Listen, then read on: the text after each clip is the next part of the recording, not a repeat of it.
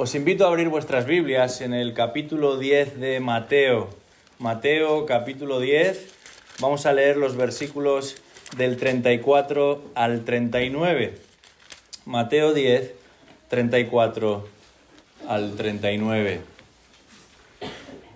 Después de un tiempo en otros textos vamos a regresar al Evangelio de Mateo que estamos estudiando y vamos a leer en esta mañana desde el versículo 34. Dice así la palabra de Dios: No penséis que vine a traer paz a la tierra. No vine a traer paz, sino espada. Porque vine a poner al hombre contra su padre, a la hija contra su madre y a la nuera contra su suegra. Y los enemigos del hombre serán los de su misma casa. El que ama al padre o a la madre más que a mí, no es digno de mí. Y el que ama al hijo o a la hija más que a mí, no es digno de mí. Y el que no toma su cruz y sigue en pos de mí, no es digno de mí. El que ha hallado su vida, la perderá. Y el que ha perdido su vida por causa de mí, la hallará. Hasta aquí nuestro texto en esta mañana, en este día. Durante muchos años, en el lugar en el que vivíamos, había dos casas idénticas, gemelas, misma estructura, mismos colores, mismos adornos. Pero en un momento determinado, en una de esas casas se llevó a cabo una reforma integral. No fue algo inmediato. En realidad hablamos de muchos meses de trabajo. Sin embargo, tras ese tiempo, las diferencias entre ambas resultaron tremendamente llamativas. Seguían compartiendo una misma estructura, pero ya no parecían iguales. Al punto que muchos detalles en los que uno no se había fijado, no se había parado a pensar que estaban mal en ambas casas, ahora saltaban a la vista. Las mejoras en la vivienda renovada se percibían al instante. Y al mismo tiempo, los desperfectos, las imperfecciones que seguían estando en la casa sin remodelar, no se podían disimular. Algo parecido sucede con el cristiano genuino, con el verdadero seguidor de Cristo. En un momento determinado de su vida va a experimentar una reforma integral, completa, radical. Pero no por obras, no por su esfuerzo personal, no por su capacidad o por su valía. No porque decidió probar algo distinto. Algo asombroso ha sucedido, sí, pero única y exclusivamente por la gracia de Dios. Única y exclusivamente porque Dios es un Dios de misericordia. Y de una manera totalmente inmerecida y también inexplicable, la muerte de Cristo ha borrado todas sus deudas. De una manera totalmente inmerecida y también inexplicable, la sangre de Cristo ha cubierto todas sus fallas. Y como resultado, cuando Dios contempla a esa persona, ya no ve a una vieja casa desgastada por el pecado, sino a una que ha sido renovada completamente, que ha sido lavada completamente, que ha sido restaurada completamente. ¡Qué milagro el de la salvación! Sin duda, el cristiano sigue siendo una persona de carne y hueso, como cualquier otra. No vuela, no le han salido alas, no hay ninguna aureola brillante alrededor de su cabeza. Sigue batallando con ciertas inclinaciones de su vida pasada, pero desde que Cristo lo salvó, su vida es otra. Otra en comparación a lo que un día fue. Otra en comparación a la manera de vivir de los que un día se encontraban cerca. Tanto es así que esa persona que ha venido a los pies de Cristo se da cuenta de que aquellos con los que se identificaba, aquellos con los que se relacionaba, ya no se relacionan tanto. Aquellos con los que disfrutaba de una notable cercanía ya no parecen tan cercanos. Aquellos con los que tenía una afinidad muy marcada ya no resultan más afines. Y no tanto porque el cristiano sea mejor que nadie o porque se crea mejor que nadie, sino porque sus intereses son otros. No porque el cristiano sea más inteligente o capaz que el resto, sino porque ahora sus prioridades son otras. Sus anhelos son otros, sus afectos son otros, porque su Señor es otro. El efecto transformador del Evangelio de Jesucristo se manifiesta, por supuesto, sí, en lo que creemos y en cómo vivimos, pero también en cómo nos relacionamos, aún en lo que amamos. Y eso inevitablemente va a producir una división, una separación, e inevitablemente también va a revelar una devoción, una preferencia, una adhesión a Cristo por encima de todo lo demás. De eso nos habla precisamente el pasaje que con la ayuda del Señor vamos a estar estudiando en esta mañana. Este texto que acabamos de leer nos presenta dos consecuencias inevitables que vienen dadas como resultado de seguir a Cristo. Después de unas semanas meditando en otros pasajes de la Escritura, como ya he dicho, hoy retomamos nuestro estudio del Evangelio de Mateo. Y por eso creo que es importante que todos sepamos exactamente qué está pasando en este momento del ministerio de Jesús. Si volviéramos un poquito para atrás, en el capítulo 9, notamos cómo se acaba la exposición ahí con una invitación dirigida a los discípulos ante una gran necesidad que Jesús percibe. Jesús les dice, la mies es mucha, pero los obreros son pocos. Por tanto, rogad al Señor de la mies que envíe obreros a su mies. Y con este pensamiento comienza el capítulo 10, donde nos encontramos una instrucción dirigida a ese grupo de discípulos que él acaba de seleccionar. Una instrucción que se extiende a lo largo de todos estos versículos que forman parte del capítulo 10 de Mateo. Y en realidad lo que tenemos delante aquí no es otra cosa que un manual del discipulado.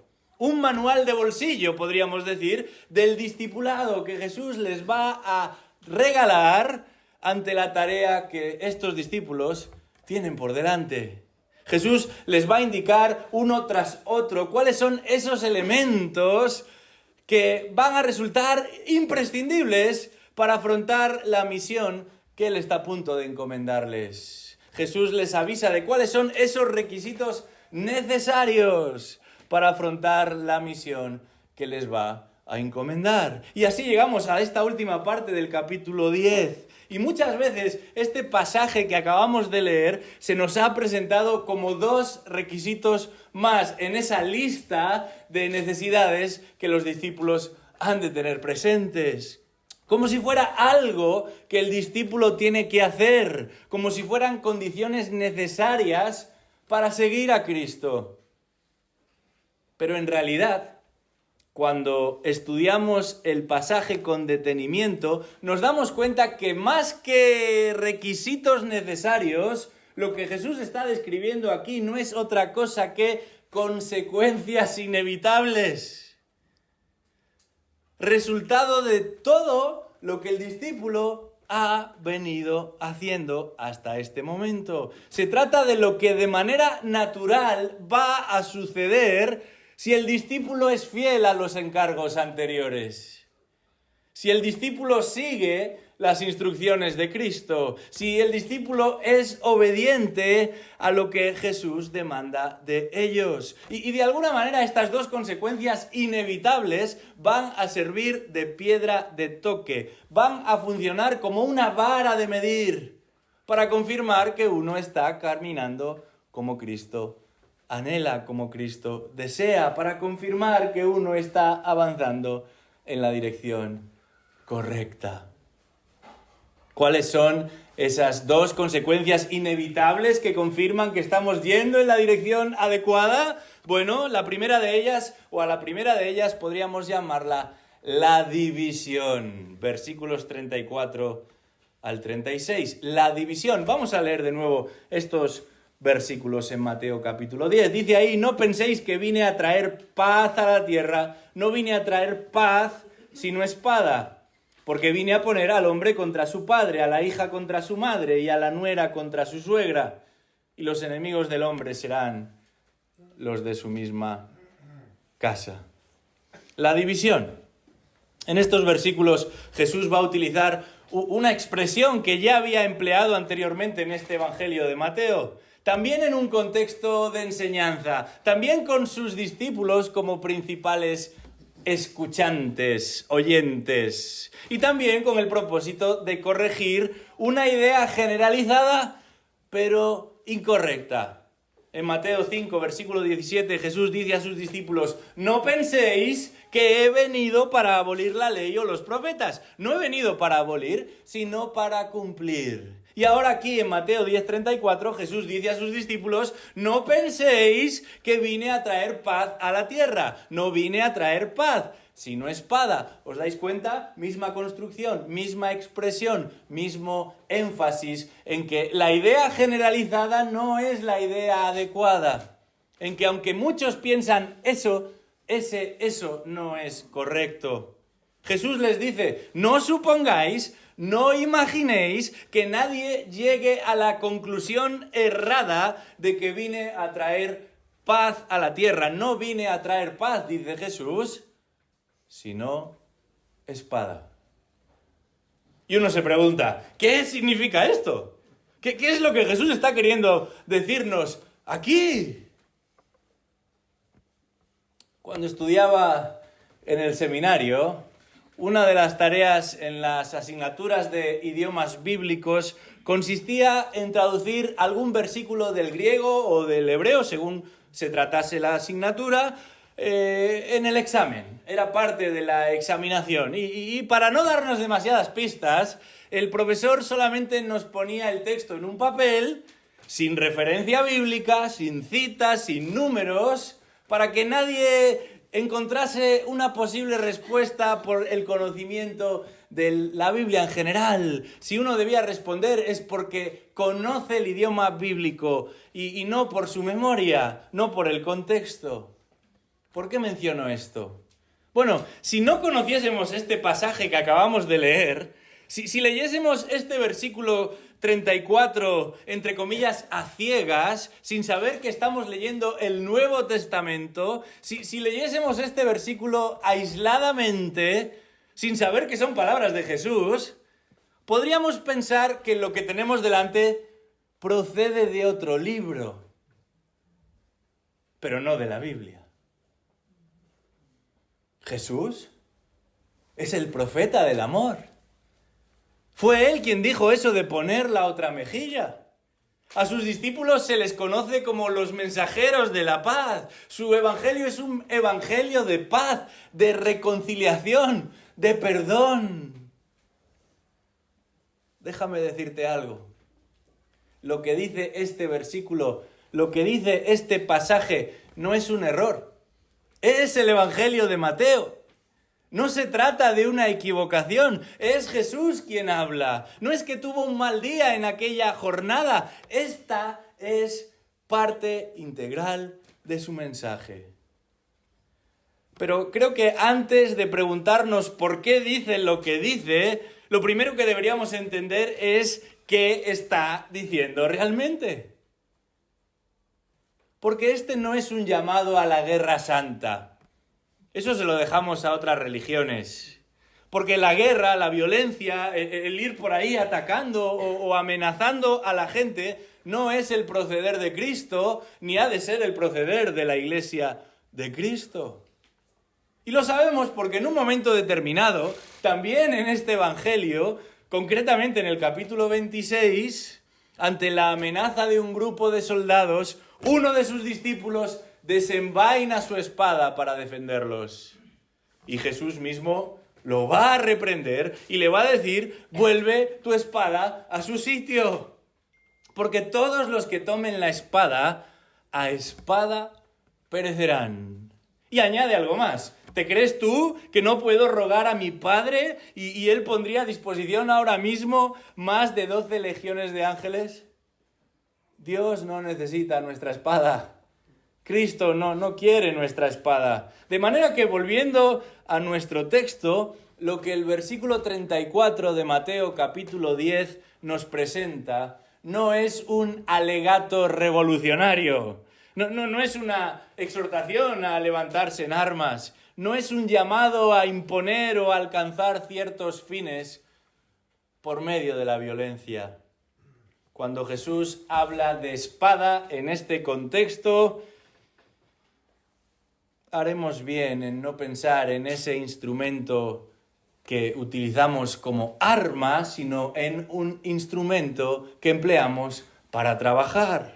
No tanto en algo que uno usa para atacar o para defenderse, sino en algo que uno usa para cortar, para separar, para disociar.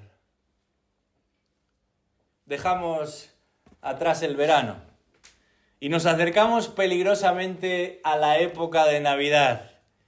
Y algunos temen que llegue ese momento, porque saben que entre todas las tradiciones navideñas, entre todas las costumbres navideñas, está la de juntarse en familia. Hermanos, cuñados, suegras y demás especímenes, y algunos ya están temblando. Algunos, de hecho, ya optan por evitar ese tipo de encuentros y se van de vacaciones a un lugar aislado, remoto, alejado, para no coincidir con el resto de sus familiares. Pero lo que encontramos en el versículo 35 de nuestro texto no es lo que sucede tristemente en muchas de las casas cuando se reúnen para una celebración familiar. Fíjate lo que dice el texto ahí. Vine a poner al hombre contra su padre, a la hija contra su madre, a la nuera contra su suegra. Esto no es la descripción de lo que sucede en una casa cuando la familia se junta para celebrar algo y entre ellos se llevan mal. En realidad, cuando leemos estos versículos, tenemos que tener en cuenta cuál es la situación de Jesús y quiénes son los que están allí escuchando. Nos encontramos en la Palestina del siglo I, donde la familia es sagrada, donde el hijo es el sustituto natural del padre y no solamente hereda su tierra, sino también su nombre. Con él, con el hijo, el padre va a lograr la continuidad de su nombre y de su familia.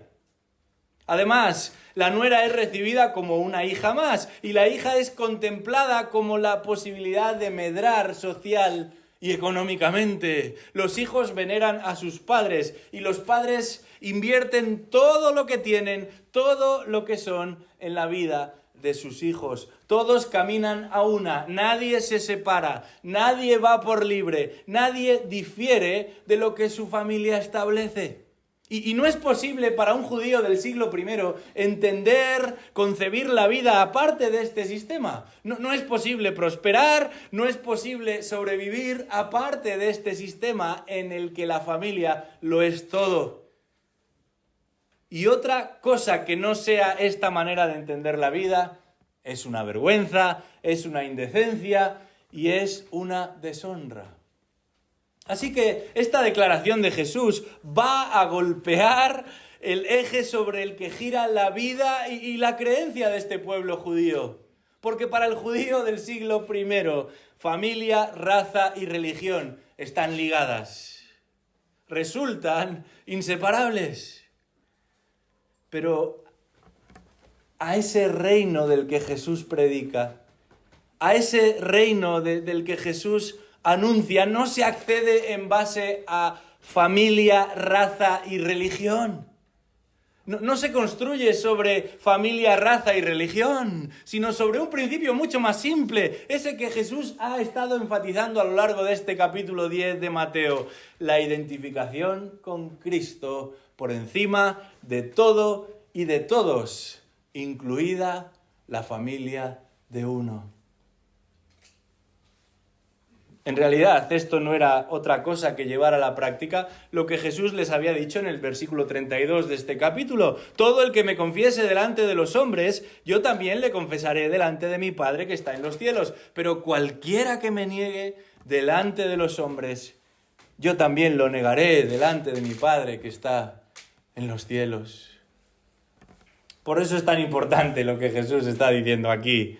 Porque llegado el momento, este asunto de la identificación con Cristo va a ser fuente de conflicto. El Evangelio produce paz para con Dios y trae paz al corazón del creyente, pero va a generar fricción, roce, oposición entre aquellos que lo rechazan, comenzando por nuestra propia familia. Y no podemos simplemente ondear una banderita de la paz. No podemos reclamar una posición de neutralidad. En una ocasión, Pedro y Juan, dos de los discípulos que recibieron esta enseñanza de Jesús en primera persona aquel día, tuvieron que posicionarse, tuvieron que escoger dónde y con quién estaría su lealtad. En este caso, frente a un tribunal religioso, en el mismo lugar donde habría que comparecer o de comparecer un día también Jesucristo. Y su respuesta, a pesar de las amenazas, a pesar de las represalias, demostró que era bien claro con quién se iban a alinear. Ellos dijeron: es necesario obedecer a Dios antes que a los hombres. Si eres del Señor, antes o después, más tarde o más temprano, de manera natural tendrás que posicionarte. El Evangelio de Cristo, como si de un cuchillo afilado sobre piedra se tratase, va a dibujar una línea divisoria en el suelo. Y tendrás que colocarte a un lado o al otro. Y quiera Dios que cuando llegue ese momento que llegará, como en su día hicieron Pedro y Juan, puedas decir: es necesario obedecer a Dios antes que a los hombres, aunque esto te divida y te separe de todos los demás, incluida tu familia. Eso nos lleva a la segunda de las dos consecuencias inevitables que Jesús menciona en este texto. La segunda de las consecuencias de seguir a Cristo no es otra cosa que la devoción. La devoción, versículos 37 al 39. Vamos a leerlo una vez más. Dice ahí, Mateo 10, 37. El que ama al padre o a la madre más que a mí, no es digno de mí. Y el que ama al hijo o a la hija más que a mí, no es digno de mí. Y el que no toma su cruz y sigue en pos de mí, no es digno de mí. El que ha hallado su vida, la perderá. Y el que ha perdido su vida por mi causa, la hallará. La devoción. Hace unos días tuve la oportunidad de compartir un tiempo con unos hermanos argentinos. Y pude comprobar y confirmar que todavía están celebrando con la misma emoción que el primer día esa dramática victoria en el Mundial de Qatar.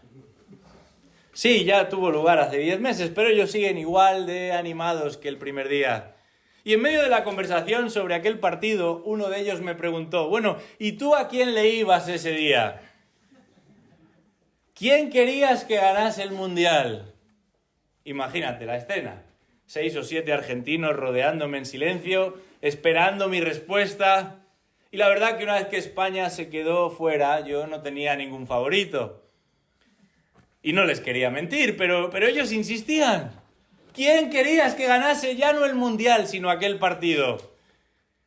Dinos a quién apoyabas, ¿a Alemania o a Francia? Bueno, la respuesta que yo les podía dar no tiene mayor trascendencia. Podemos posicionarnos con uno o con otro equipo y no va a cambiar nada. Es solamente una preferencia. Pero Jesús aquí en nuestro texto no nos está hablando de una preferencia. La pregunta es clara: ¿dónde está el corazón de los discípulos de Cristo? ¿Dónde está la devoción de los discípulos de Cristo? ¿Existe algo que los discípulos valoran más que a Cristo? ¿Existe algo que los discípulos anhelan más que a Él?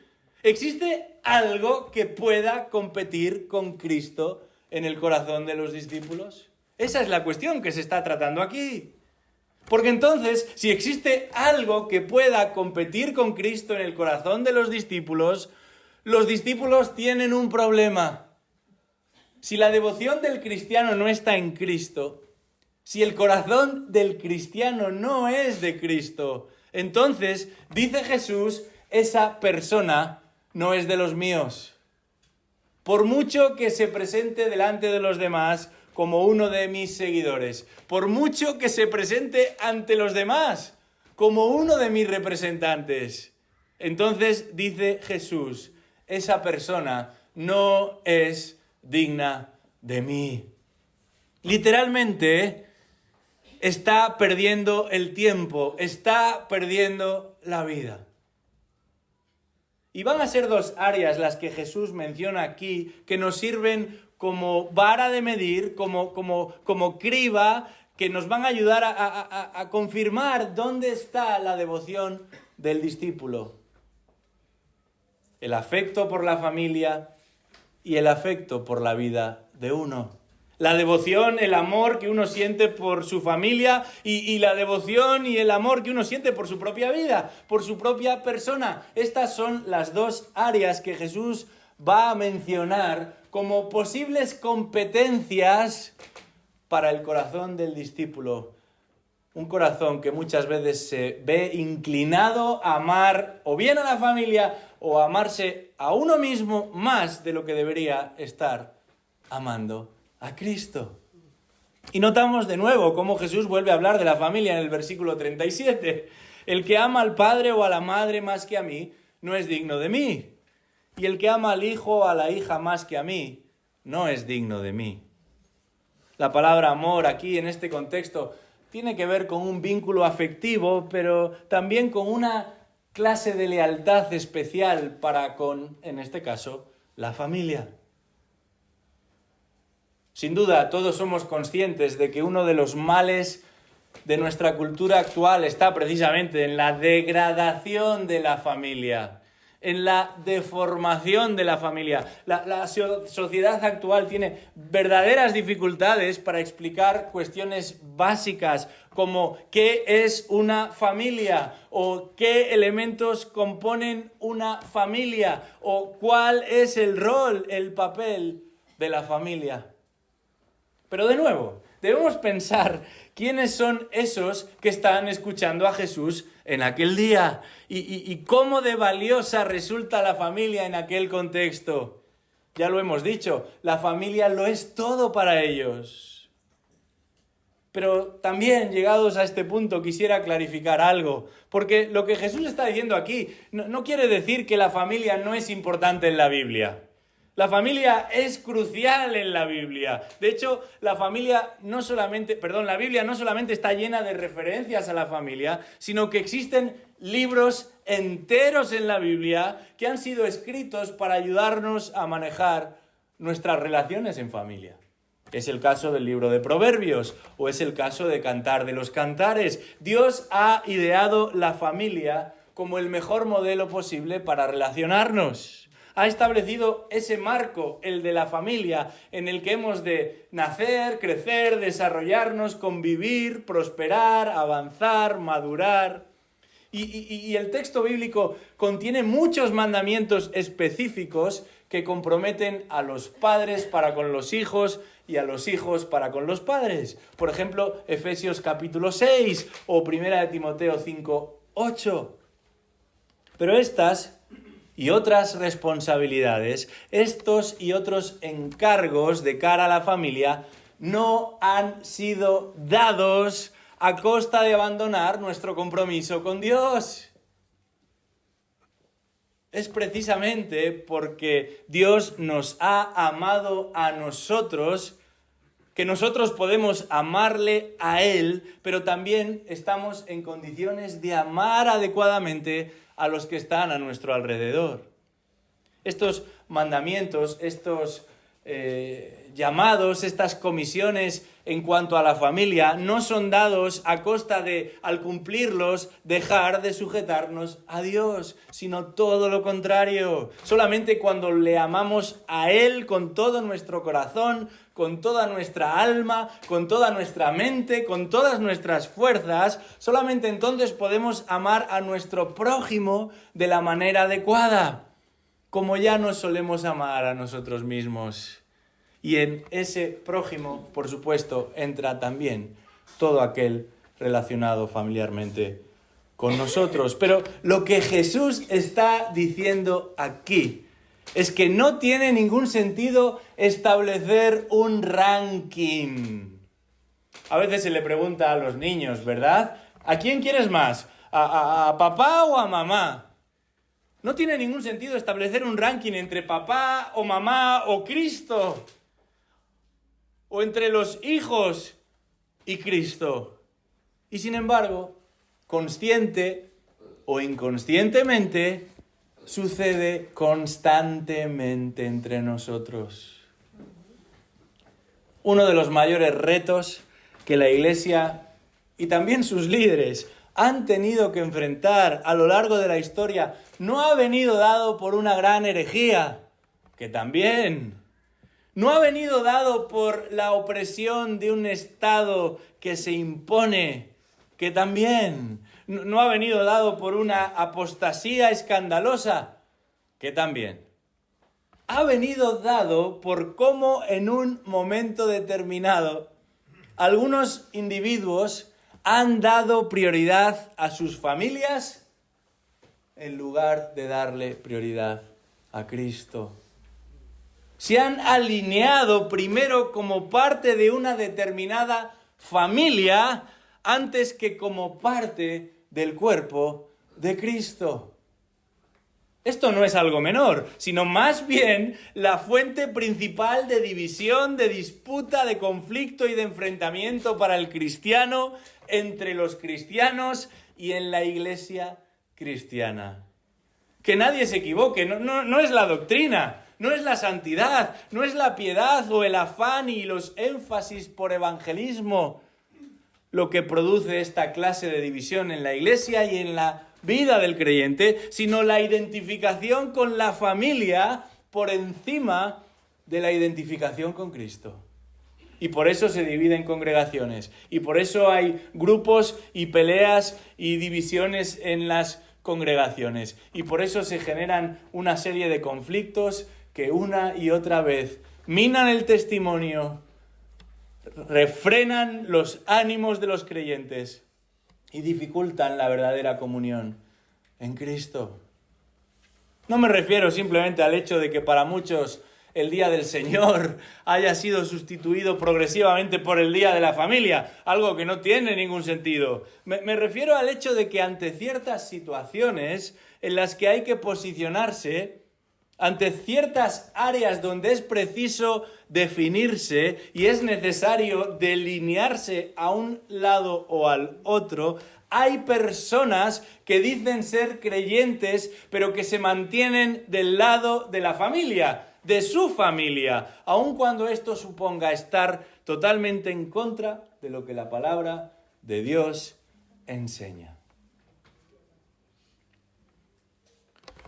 Este pasado mes de febrero se cumplieron 54 años desde que el pastor MacArthur comenzó su pastoreo en la iglesia Grace Community Church en Los Ángeles, en California. 54 años sirviendo ahí como pastor. Y desde entonces el desarrollo y la influencia de esta congregación en todo el mundo no ha dejado de crecer. Pero no siempre fue así. No siempre fue el caso. De hecho, él mismo ha contado en varias ocasiones cómo apenas un tiempo después de haber sido reconocido como pastor, siendo un hombre joven entre un grupo relativamente pequeño de creyentes, uno de los ancianos de la iglesia se acercó para pedirle que casara a su hija. El problema es que el hombre con quien quería casarse esta joven estaba divorciado en rebeldía. Y no había ninguna razón bíblica que sustentase un nuevo matrimonio. Así que este recién llegado, este joven pastor, a la luz de lo que la palabra decía, tuvo que decir que no. Y no solamente eso, sino que tuvo que confrontar a este anciano por querer operar, por querer actuar de espaldas a la Escritura. La reacción de este hombre solamente confirmó lo que había en su corazón. No solamente no recibió bien la instrucción, sino que trató de convencer a otros dentro de la congregación para quitarse de encima al pastor MacArthur. Gracias a Dios, esto no sucedió. Pero lejos de ser una excepción, esta es solo un ejemplo más de entre los muchos de algo similar que sucede en la vida de muchas iglesias. Jonathan Edwards, Juan Calvino y otros muchos grandes maestros de la Escritura vivieron experiencias similares en las que recibieron una fuerte oposición, no por lo que predicaban, no por lo que enseñaban, no de parte de un inconverso, no de parte de un creyente recién convertido, sino oposición de parte del liderazgo, porque una y otra vez, cuando tuvieron que escoger, prefirieron alinearse con su familia, aún a sabiendas de que caminaban en clara desobediencia a la palabra de Dios. Yo te pregunto en esta mañana, ¿dónde está tu corazón? Porque donde esté tu corazón, estará también tu devoción. Jesús habla como la familia, una bendición, un regalo, una oportunidad tremenda. Puede llegar a convertirse en un problema cuando uno coloca el corazón en el lugar equivocado. Pero el maestro de maestros va a acercar todavía un poco más el círculo. Y como parte de esa serie de consecuencias inevitables que antes o después han de suceder, que antes o después han de acontecer, si realmente seguimos al Señor como deberíamos, apunta a otra tentación, a la tentación de preferir la familia antes de Cristo.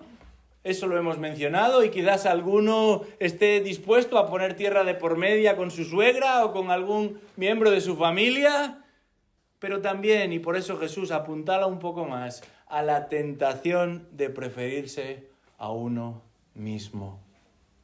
De preferir la vida de uno, de preferir la comodidad, la prosperidad de uno antes que a Cristo.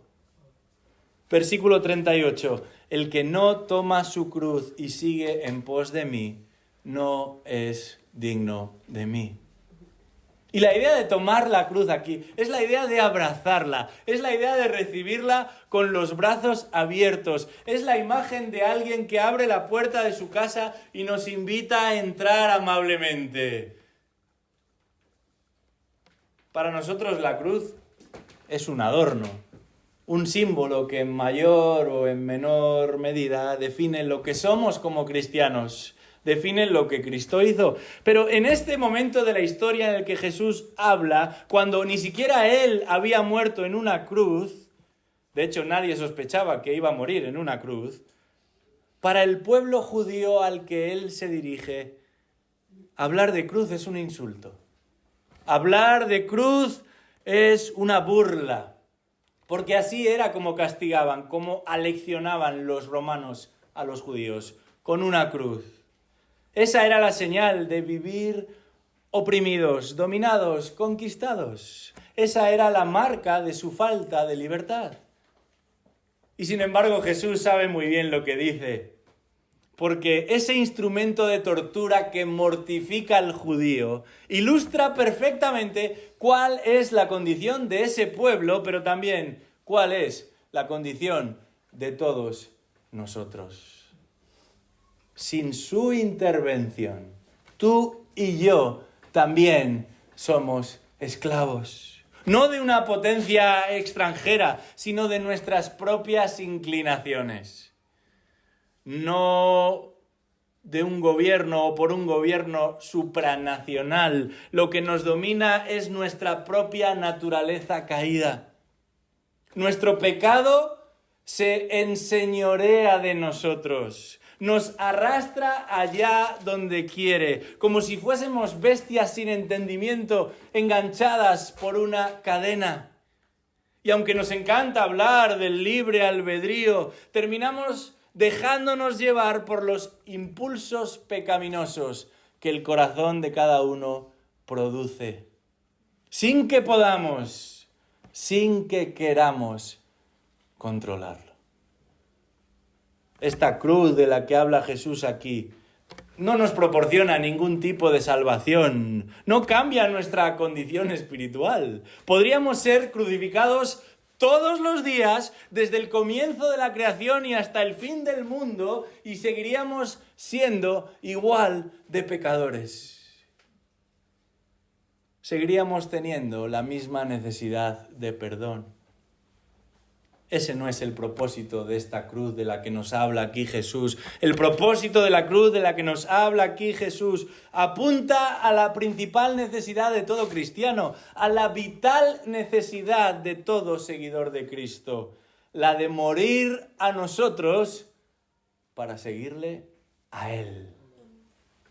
Y esto no es un castigo, no es una limitación del yo, sino más bien la confesión, el reconocimiento, la declaración sincera, pero también constante de quien sabe que en sí mismo y por sí mismo no tiene ninguna esperanza. Por eso acudimos a Él, en busca de su perdón. Por eso le seguimos a Él. Cada día, todos los días, porque reconocemos que solamente hay un sacrificio válido delante de Dios, el de su Hijo amado. Solamente un camino seguro a la presencia de Dios, el que nos marca su Hijo, aunque eso signifique renunciar a nuestra propia comodidad, a nuestra propia prosperidad. Reconocemos que solamente hay un mediador aceptable a los ojos de Dios, su Hijo. Que nadie te engañe, que nadie te manipule hablándote de un evangelio diferente, donde no es uno el que sigue a Cristo, sino Cristo el que le sigue a uno para complacerle y regalarle todo lo que su corazón desea. Ese no es simplemente un evangelio diferente. Como dice Pablo, ese no es el evangelio. En palabras de Spurgeon, llevar la cruz es difícil, trabajoso, doloroso, humillante. Pero llevar la cruz es inevitable para el seguidor de Cristo. Estamos obligados a tomar nuestra cruz o a descartar toda idea de ser cristianos. Esto es lo que Jesucristo le está diciendo aquí a sus discípulos. Pero qué terrible es pensar que uno pueda llegar a preferir o a buscar o a amar o a anhelar otra cosa que no sea Jesucristo. Llámese su familia, o llámese su confort personal, o llámese su éxito profesional, no importa. ¿Cómo de ciego tiene que llegar a estar el ser humano al punto de que pueda preferir, buscar, amar cualquier otra cosa antes que al Señor Jesucristo? Antes que aquel de quien el Dios de cielos y tierra, de quien el Creador de todo lo que existe, que conoce todo sobre todo, dice, es en Él en quien encuentro complacencia. Es en Él donde hallo absoluta y perfecta satisfacción. A Él oíd. Y es por eso que la Escritura enseña que de tal manera amó Dios al mundo que nos dio no lo que le sobraba, no lo que le venía bien, no lo que en un momento determinado no iba a utilizar, nos dio a su Hijo unigénito, para que todo aquel que en Él crea no se pierda, sino que tenga vida eterna. ¡Qué tremendo! lo que Dios nos ha dado en su Hijo Jesucristo. Y qué terrible es pensar cómo vez tras vez, día tras día, estamos dispuestos a preferir otros premios menores en lugar de a Cristo. No solo porque quien prefiere otra cosa no sabe lo que se está perdiendo, sino porque quien prefiere otra cosa no sabe a lo que se está exponiendo. Y este texto dice que se está exponiendo a escuchar de la misma boca del Hijo de Dios, del Dios viviente, esta triste declaración que en el pasaje se repite hasta 3 veces. No es digno de mí. ¿Qué clase de cristianismo es el tuyo? Que en un momento determinado prefieres a tu familia o te prefieres a ti mismo en lugar de preferir al único Dios verdadero. Dicho de otra manera, Jesús dice, no existe un balance, no existe una coherencia, no existe un equilibrio entre lo que dices ser y lo que realmente eres. Uno es pesado, dice Jesús, y hallado falto. El autor de Hebreos en su capítulo 10 es muy enfático a este respecto. Cualquiera que viola la ley de Moisés muere sin misericordia por el testimonio de 2 o 3 testigos. ¿Cuánto mayor castigo pensáis que merecerá el que ha hollado bajo sus pies al Hijo de Dios y ha tenido como inmunda la sangre del pacto por la cual fue santificado y ha ultrajado al Espíritu de gracia? Este versículo nos habla de un rechazo absoluto a las 3 personas de la Trinidad, al Hijo, al Padre y al Espíritu Santo. Esto suena muy teológico, pero esto es lo que hacemos cada vez que preferimos premios menores en lugar que a Cristo. Por eso el versículo 39 termina diciendo, el que ha hallado su vida, la perderá. Y el que ha perdido su vida por mi causa, la hallará. ¿Dónde está tu corazón? Porque donde esté tu corazón, estará también tu devoción. La mayoría de los presentes habrá escuchado acerca de lo que se conoce como el efecto dominó. La idea es que se colocan cuidadosamente unas fichas de dominó, de tal manera que cuando una cae, caen también todas las demás. Yo no sabía esto, pero lo que comenzó como un simple entretenimiento se ha convertido en todo un arte. Y hace algunos años un equipo en Alemania trató de batir el récord mundial de efecto dominó y colocaron un total de 600.000 piezas, una tras otra, con la idea de que simplemente derribando la primera, todas las demás se vendrían abajo. Pero en medio del proceso algo inesperado sucedió. Cuando todo marchaba según lo previsto, una mosca se metió en medio y desbarató todo el plan y no lograron conseguir ese ansiado récord. En este capítulo 10 de Mateo nos encontramos con unas cuantas piezas, con unos cuantos elementos que han de formar parte de la vida del creyente. Y en la medida en que todas y cada una de estas forman parte de la vida del discípulo de Cristo, en la medida en la que moldean y modelan la vida del discípulo de Cristo, van a provocar su propio efecto dominó. Un efecto inevitable, un efecto dominó que incluye la realidad de la división por causa de Cristo y también la necesidad de la devoción por Cristo. De manera que si no está ocurriendo nada de esto en tu vida, deberías preguntarte, ¿qué está pasando en tu vida? Deberías preguntarte, ¿qué está fallando en tu vida? Deberías incluso plantearte si eres uno de sus seguidores. Porque este texto nos habla de 2 consecuencias inevitables. Han de suceder.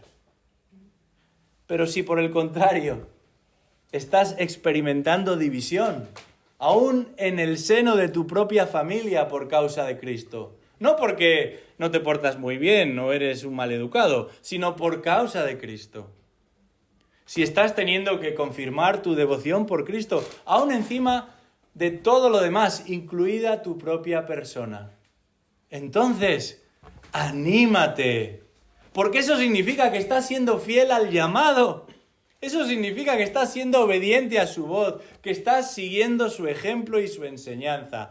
Anímate y persevera, aunque eso suponga rechazos aquí y ahora. Aunque eso suponga resistencia aquí y ahora.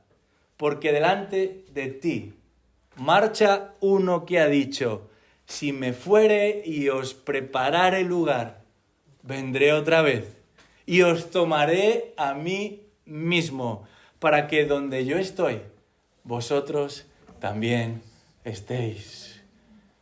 Que esta sea una realidad para todos los presentes. Vamos a orar. Oh Dios y Padre, has compartido lo mejor que tenías, a tu Hijo. No permitas que nosotros vayamos en pos de realidades menores. En esta mañana, en nuestro tiempo de lectura, leíamos acerca de la necesidad que tenemos de guardarnos de los ídolos. Y los ídolos no son simplemente figuritas que colocamos en un altar. Es todo aquello que termina por ocupar el lugar que solo le corresponde a nuestro Señor y Salvador. Te pedimos que no seamos tan necios y tan torpes de dejarnos llevar por la vista o por las pasiones, de dejarnos envolver por todo aquello que no ha de ocupar tu sitio, de dar prioridad a lo que no necesariamente es malo, pero no ha de ser lo primero.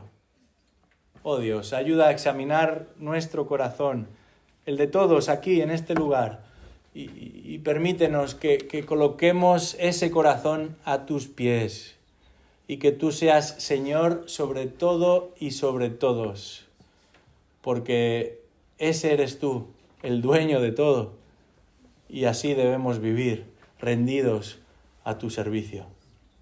Oramos que podamos ser discípulos fieles, de los que te agradas, porque aún en lo poco hemos sido fieles, y que a ninguno se nos diga esa declaración demoledora: no es digno de mí.